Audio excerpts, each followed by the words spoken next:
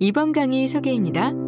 오늘날 타이포그래피는 단순히 문자의 역할을 하는 차원에서 벗어나 하나의 상징과 문화적 정체성을 나타내기도 합니다.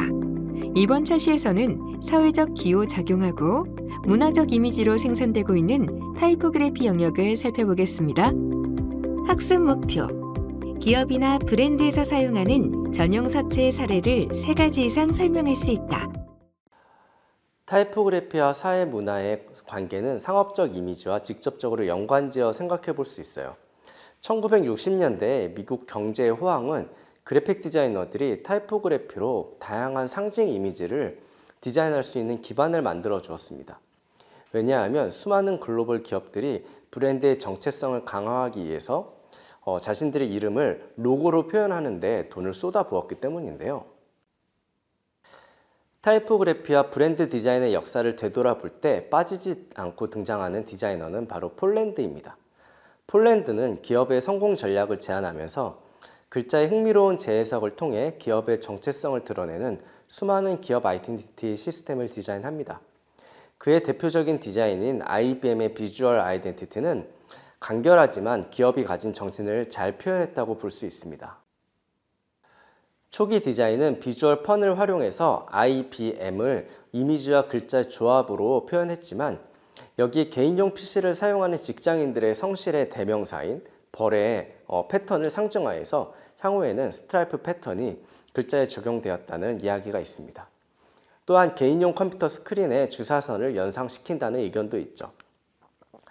최근에는 브랜드 로고를 디자인하는 데 그치는 것이 아니라 기업 전용 서체를 만들어서 활자의 체계가 브랜드의 아이덴티티 시스템을 대변할 수 있도록 하는 사례가 많아지고 있습니다. 그만큼 글자가 가지는 인상이 사람들에게 전달하는 시각 메시지에 강력한 힘을 기업들이 눈치채기 시작한 것이라고 볼 수 있겠죠. 또한 매체의 범주와 종류가 너무 많아졌기 때문에 디자인의 정체성을 위해서는 시스템화하는 과정이 없으면 기업이 이미지를 유지하는 데 너무 많은 노동이 들어가는 것도 다른 이유일 것으로 추측해 볼 수 있겠습니다. 기업 전용 서체는 기업의 정체성을 강력하게 드러내기도 하고 매우 중립적으로 사용되기도 합니다. 최근 IT 기반의 기업들은 브랜드의 시각 요소로서 글꼴을 개발하는 것이 아니라 기업의 정체성과 이미지를 포괄하는 요소로서 글자를 개발하고 있습니다. 2000년을 기점으로 삼성이나 SK텔레콤, 네이버, 현대카드, 아모레퍼시픽, 배달의 민족 등 우리나라의 국내 기업들이 전용 서체를 만들기 시작했어요. 기업을 대표하는 CI가 있는데 별도로 기업들이 이러한 활동을 하는 이유는 무엇일까요? 가장 큰 이유는 시각 문화가 다각화되고 수많은 그래픽 이미지들이 과도하게 많이 생산되면서 기업들이 더 강한 아이덴티티 구축의 도구로 글꼴을 이용하기 시작했다는 겁니다. 전용 서체의 개발은 단순히 기업 아이덴티티 시스템을 넘어서 글자로 표현하는 모든 영역에서 효과적으로 활용할 수 있기 때문일 것입니다. 현대카드 UNI 모던은 신용카드의 플레이트의 형태 그리고 비율, 각도를 그래픽 모티브로 따서 2003년에 개발된 현대카드의 전용 서체인데요. 오래도록 현대카드의 신선한 디자인 변화에도 꾸준한 기업의 아이덴티티를 유지하는 요소로 남아있죠. SK텔레콤의 전용 서체 이름은 메비우스입니다. 기업의 친숙한 이미지를 드러내기 위해서 디자인한 것으로 보이죠. 국내에서 글꼴을 통해 소비자나 사용자와 커뮤니케이션 하고자 하는 기업으로는 네이버, 아모레퍼시픽, 배달의 민족 등이 대표적이라고 할 수 있겠습니다. 네이버는 2008년에 10월 9일 한글날을 맞아 처음으로 나눔 글꼴을 공개했습니다. 그리고 그 이후에 계속해서 종류를 넓혀가고 있는데요. 2020년에는 마루부리 글꼴을 배포했습니다. 그리고 이러한 글꼴의 개발을 지속적인 기업 캠페인으로 이어가고 있죠. 글꼴을 단순히 기업의 정체성 표현 수단으로 사용하는 것에서 더 나아가서 한글 글꼴 개발을 통해서 시각 문화에 기여하고자 하는 기업의 지속적인 노력을 살펴볼 수 있는 사례들이라고 볼 수 있습니다. 아모레퍼시픽의 아리따 글꼴의 개발은 사회와 함께 아름다운 삶을 향유하는 문화를 통해서 나눔의 가치를 실현하고자 한다는 기업의 정신을 글꼴 디자인에 넣었다고 밝히고 있습니다. 배달의 민족은 한나체, 주화체, 도현체, 연성체, 가랑해랑체, 을주루체 등 배민 글꼴을 지속적으로 개발해 배포하고 있습니다. 개성 넘치는 글꼴 디자인으로 일반 대중들에게도 높은 관심을 갖게 되면서 자신들만의 정체성을 확실하게 설정한 듯한 것으로 보입니다. 기업들은 자신들이 개발한 글꼴 폰트 파일을 무료로 배포해서 누구나 사용할 수 있도록 하고 있는데요. 기업의 정체성이 강하게 드러나는 SK텔레콤이나 현대카드의 글꼴과 달리 나눔 글꼴이나 아리따 글꼴은 본문용으로 활용할 수도 있어서 일반 사용자들이 많이 찾는 무료 폰트 중에 하나가 되었죠. 무료 폰트 파일은 일반적으로 상업적 사용은 금지되어 있고 배포하는 저작권자가 설정해 놓은 그 항목에 따라서 활용할 수 있는 범위가 다르니까 무료라고 해서 마음대로 쓸 수 있는 것은 아니지만 활용 목적에 따라서 잘 살펴보고 저작권을 침해하지 않도록 하는 범위에서는 자유롭게 쓸 수 있을 것 같습니다. 라틴 알파벳을 쓰는 서구 문화권에서는 글자체를 활용해서 기업의 아이덴티티나 이미지를 표현하는 것이 우리나라와 비교해서 상대적으로 보편화되어 있다고 볼 수 있는데요. 문자가 감정을 담을 수 있는 수단이라는 것이 문화적으로 보편화되어 있다고 볼 수 있을 것입니다. 대표적인 미국 IT 기업의 글자체를 살펴보면요. 글자체가 기업에서 어떻게 활용되고 있는지를 쉽게 엿볼 수 있을 것 같습니다. 샌프란시스코체는 2014년 처음 공개되었는데요. 애플 제품뿐만이 아니고 수많은 디지털 제품에서 최적화되어 있는 글꼴로 잘 알려져 있습니다. 영문, 숫자, 기호의 균형감 등이 스크린의 유형별로 적절하게 적용될 수 있도록 구성되어 있고 디스플레이, 컴팩트, 텍스트, 모노, 라운디드 등 다양한 구성의 서체 패밀리를 보유하고 있습니다. 가독성과 신미성이라는 글꼴의 두 마리 토끼를 모두 잡아냈다고 볼 수 있죠.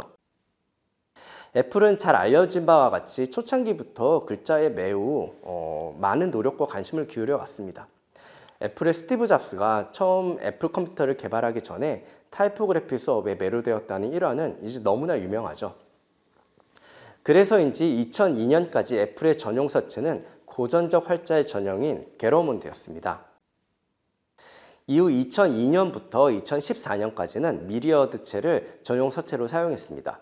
미리어드가 처음 사용되었을 그 당시에는 한 서체에 컨덴스드, 와이드, 이탈릭 등 다양한 무게와 다양한 스타일을 담는 기술인 멀티플 마스터 폰트로 개발되었다고 하는데요. 무수히 많은이라는 뜻을 가진 이름에서 유추해 볼 수 있듯이 글꼴의 활용 범위에 대한 섬세한 노력을 엿볼 수 있을 것 같습니다. 2015년 구글은 리브랜딩 과정에서 로고 타입에 사용하기 위한 전용 글꼴을 개발했습니다. 새로운 로고는 순수하게 기하학적으로 다듬어진 형태로 단순하면서도 친근하고 이해하기 쉬운 스타일을 지키기 위해 노력했다고 설명하고 있습니다. 특히 Childlike Simplicity of Schoolbook Letter Printing이라고 설명하면서 어린이가 글자 쓰는 것을 연습하듯 획을 그리는 순서와 방향을 가진 인상을 녹여내고 있다고 설명합니다. 살짝 비틀어진 이의 형태를 보면 구글이 관습에 얽매이지 않고 색다른 도전을 한다는 것을 강조하기 위함을 엿볼 수 있는데요. 구글의 프로덕트 산스는 구글 기업 아이덴티티를 로고로 활용하기 위해서 기타 관련 제품군에서 모두 사용됩니다. 여기에서 더 나아가 구글은 어도비와 손잡고 노토 산스를 개발해 배포하기도 했습니다. 여기에서 노토라는 이름의 유래가 흥미로운데요. 노토라는 이름은 노모 토프라는 말의 줄임말입니다. 토프는 두부를 말하죠. 예를 들어서 컴퓨터에 폰트가 지원하지 않는 언어에 대응하게 되면 네모 모양으로 텍스트 오류가 나는 모양을 보신 적이 있을 겁니다. 이 네모난 모양을 개발자들 사이에서는 두부라고 표현했다고 합니다. 이러한 두부가 나타나지 않게 하기 위해서 모든 언어에 대응할 수 있는 그런 의미에서 노토 산스라는 이름이 붙여진 것이죠. 노토 산스는 언어별로 개발되어 있고 각기 부르는 명칭이 조금씩 다릅니다. 예를 들어서 한글을 지원하는 노토 산스는 구글에서 노토 산스 CJKKR이라는 이름으로 붙여져 있고 어도비의 봉고딕과 같은 글꼴이지만 이름은 다르게 사용되고 있는데요. 둘 다 같은 글꼴이라고 보면 되는데요. 또한 셰리프체로 노트 세리프, 그러니까 우리 용어로 본명조라고 닉네임이 개발되어 있죠. 본문용어로 사용하기에도 완성도가 높은 폰트라고 할 수 있어요. 특히 노트 산스 CJK는 한중일 언어권에서 글자의 특성이 라틴 알파벳과 다를 경우에 그 브라우저 상에서 글자가 균일하게 안 보이는 문제가 있는데요. 이것을 해결하기 위해서 개발되었다고 합니다. 본고딕 본명조의 개발을 계기로 노트 글꼴을 오픈소스로 공개하게 되면서 여러 언어권에서 활용할 수 있는 폰트 파일의 개발로 확대되었다는 그런 일화가 있습니다. 이번에는 수많은 부가가치를 생산하는 명품 브랜드에서 타이포그래피를 살펴볼게요. 명품이라고 하면 흔히 부르는 럭셔리 브랜드들은 타이포그래피에 굉장히 많은 의미를 부여합니다. 명품이라는 것이 실용성이나 제품의 아름다움을 뛰어넘어서 그 브랜드가 가진 역사와 철학을 담으려고 하기 때문이겠죠. 구찌의 심볼은 G를 두 개 겹쳐놓은 모양으로 생겼는데요. 여기에 이 G의 형태는 기아 도형에 가까운 지오메트릭 글자 계열입니다. 두 개의 문자를 조합한 형태의 이 모노그램은 구찌의 심볼로 사용되고 있죠. 로고 타입에 사용된 글자는 그란전을 사용하고 있는데요. 특히 G나 U와 C에서 곡선의 여유로운 획 변화가 우아한 느낌을 드러내고 있습니다. 루이비통은 LV가 합쳐진 모노그램과 모던한 타입이 합쳐진 로고를 가지고 있습니다. LV의 모노그램은 지오지아 서체를 베이스로 만들어져 있고 로고 타입에는 푸트라 서체가 사용되어 있습니다. 이 조합은 거의 150년 가까이 변함없이 사용되어 왔는데요. 1997년에 그 유명한 마크 제이콥스가 이 모노그램 심볼만 사용하라고 지시를 하게 됩니다. 그래서 이 지시에 따라서 옷과 가방에만 국한되어 있는 건지 아니면 여전히 많은 곳에서 푸트라를 사용하는 타입을 볼 수도 있는데요. 모노그램과 그리고 로고 타입에서 각각 다른 특징을 가진 글꼴을 사용하고 있죠. 크리스찬 디올 로고를 한번 살펴볼까요? 저는 아직 대소문자가 조합된 디올의 로고가 익숙한데요. 사실 2015년에 디렉터가 라프 시모스에서 그라치아 치우리로 변경되면서 대문자의 디오르가 탄생을 하게 됩니다. 디오르 로고 서체는 니콜라스 코친이라는 독특한 셰리프 서체인데요. 이 서체는 엑사이트 라인이 굉장히 낮아서 대문자와 소문자의 대비가 강한 재미있는 서체입니다. 디올의 향수 자도르 역시 이 니콜라스 코셴으로 만들어져 있습니다. 아르마니의 로고는 디도스로 만들어져 있는데요. 굉장히 유려한 서체로 명품 이미지를 보여주는 데 효과적이지만 디지털 환경에서는 저 헤어라인의 그 셰리프가 표현이 잘 안 된다는 약점을 가지고 있죠. 알마니는 그 알마니 익스체인지와 같은 하이 브랜드에서는 디동 계열의 글자체가 가지는 회기 대비를 유지하면서도 셰리프를 변형시키는 등 다양한 변화를 택하고 있습니다. 돌치안 가바나의 로고 서체는 푸츠라입니다. 글자 간격을 극도로 좁게 사용했죠. 그리고 많은 매체에도 일관되게 푸츠라를 사용하고 있습니다. 최근까지 개발되고 있는 기업 브랜드와 같이 전용 글꼴을 개발하는 것과 대조적으로 역사와 전통을 자랑하는 럭셔리 브랜드들은 글자체의 선택에 있어서도 전통적인 글자에서 영감을 받아서 자신들의 이미지에 입히는 것을 우리가 확인할 수 있었는데요. 그런데 최근 흥미로운 트렌드를 살펴보면 전통을 고집할 법한 명품 브랜드들이 새로운 글자체를 이식하면서 대부분 산스리프체로 변하고 있는 모습을 볼 수 있습니다.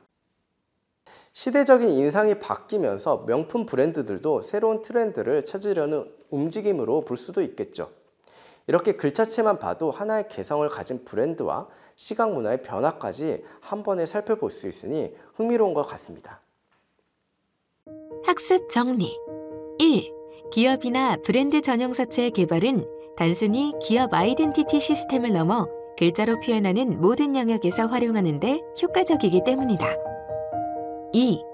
전용 서체는 기업의 홍보 수단으로 이용하는 것뿐만 아니라 글자체의 개발을 통해 기업이나 브랜드의 가치관을 알리고 시각 문화를 형성해 기여하려는 의도로 활용되고 있다. 해당 영상에 사용된 자료 출처는 출처 목록 7주차에서 다운로드 가능합니다.